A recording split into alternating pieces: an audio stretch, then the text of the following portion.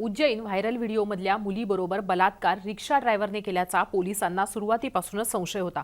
मात्र पोलिसांच्या हाती आलेल्या सीसीटीव्ही फुटेजमधून 3 रिक्षामध्ये मुलगी बसल्याचं दिसत होतं।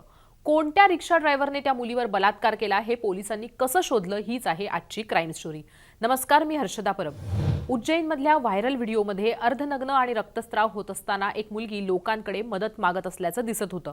आश्रमातल्या पुजाऱ्याने पोलिसांकडे या मुलीबाबत माहिती दिली आणि पोलिसांनी मुलीला ताब्यात घेतलं। पण त्यानंतर पोलिसांनी या प्रकरणाचा तपास सुरू केला तेव्हा पोलिसांनी मुलगी ज्या ठिकाणी सापडली होती ती कुठून आली याचा आधी शोध घेतला। महत्त्वाचं म्हणजे मुलीवर बलात्कार झाल्याचं तिच्याकडे बघून स्पष्ट दिसत होतं।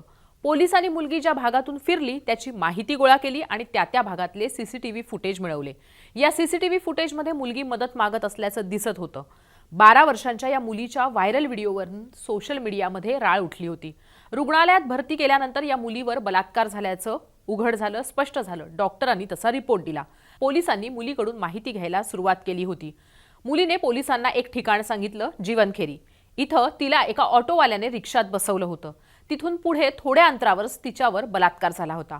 मुलीने सांगितलेलं ठिकाण आणि त्यानंतर मुलगी मदतीसाठी फिरत असल्याचा व्हिडिओ जो व्हायरल झाला होता तिथलं ठिकाण, या 2 ठिकाणांमधलं अंतर सुमारे 8 किलोमीटरचं होतं। ज्या रस्त्यात ही मुलगी मदतीसाठी फिरत होती तो रस्ता हा 8 किलोमीटर लांबीचा होता आणि पोलिसांसाठी तो महत्त्वाचा होता। आता या 8 किलोमीटर रस्त्यावरल्या सीसीटीव्ही फुटेज पोलिसांनी मिळवले। पोलिसांना मुलगी एक नाही तर 3 रिक्षात बसताना या सीसीटीव्ही फुटेजमध्ये दिसत होती आणि त्यामुळेच पोलिसांसमोरचा पेच वाढला होता। आता नेमका यापैकी कुठल्या रिक्षावाल्याने मुलीवर बलात्कार केला हे शोधणं पोलिसांसमोर मोठं आव्हान होतं। पोलिसांनी मुलीच्या कुटुंबियांशी संपर्क केला तेव्हा माहिती समोर आली ती म्हणजे मुलगी 24 सप्टेंबर पासूनच घरातून गायब आहे। मुलगी गायब झाल्याच्या 2 दिवसानंतर कुटुंबियांनी तिच्या बेपत्ता होण्याची तक्रार केली होती। ही मुलगी 12 वर्षांची आणि 8वीत शिकते असं देखील तिच्या घरातल्यांनी पोलिसांना सांगितलं। ही घटना 24 सप्टेंबरची आहे। मुलगी घरातून शाळेसाठी निघाली त्या दिवशी तिची स्कॉलरशिपची परीक्षा होती, पण ती परीक्षेला पोहोचली नाही किंवा परत घरीही गेली नाही। मग ही मुलगी कुठे गेली म्हणून तिचे कुटुंबीय हैराण झाले होते। दैनिक भास्करच्या रिपोर्टनुसार ही मुलगी सतना स्टेशनवरून ट्रेनमध्ये बसली आणि तिथून उज्जैनला आली। स्टेशनच्या बाहेर पडल्यानंतर ती एका रिक्षामध्ये बसली।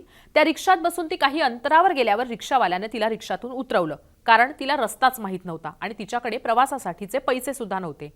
त्यानंतर काही अंतर चालल्यावर मुलगी दुसऱ्या ऑटोत बसली, पण तिला रस्ता माहीत नसल्यानं त्या ऑटोवाल्यानंही तिला खाली उतरवलं। त्यानंतर मुलगी पायी चालत असताना मागून एक रिक्षावाला आला, त्याने तिला हाक मारली आणि रिक्षात बसवलं। त्यानंतर निर्मनुष्य ठिकाणी नेऊन तिच्यावर बलात्कार केला आणि तिथंच तिला टाकून तो पळून गेला। मुलगी बेशुद्ध पडली होती याबद्दलची माहिती तिनं पोलिसांनाही दिली होती।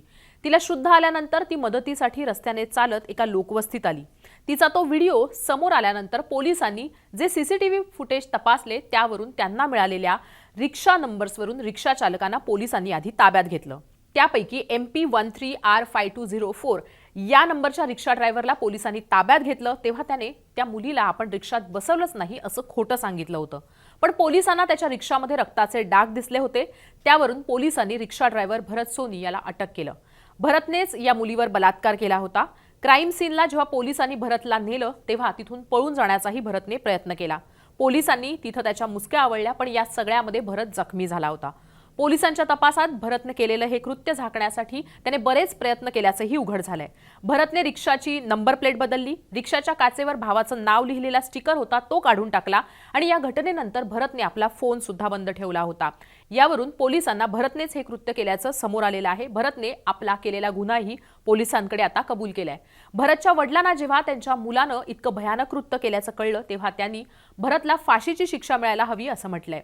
आपल्या अवतीभोवती घडणाऱ्या अशाच क्राईमच्या घटना मी क्राईम स्टोरी या सदरातनं तुमच्यापर्यंत घेऊन येणार आहे। तुम्हाला कोणत्या क्राईम स्टोरीबद्दल जाणून घ्यायचंय हे या व्हिडिओ खाली असलेल्या कमेंट बॉक्समध्ये नक्की लिहून कळवा। हा व्हिडिओ पाहिल्याबद्दल धन्यवाद।